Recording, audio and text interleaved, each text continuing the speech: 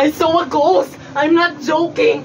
Mother, father, hello? Anybody there? Oh gosh, I'm alone, stuck in this bedroom with nobody to protect me. I'm not that evil. I'm not that mean.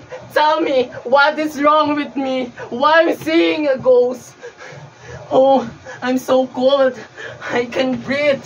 What is happening? I saw a ghost. A ghost is hugging me. I ran as fast as I can. I went to the bathroom and started to cry.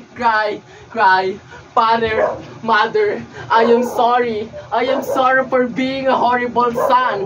I am sorry for lying about not doing my homework, for stealing sister's necklace. And when mother asked if I took it, I said no. Sister was crying. She was crying. I am sorry.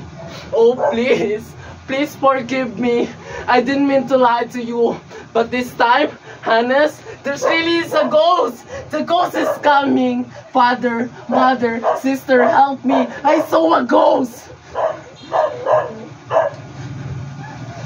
Breathe.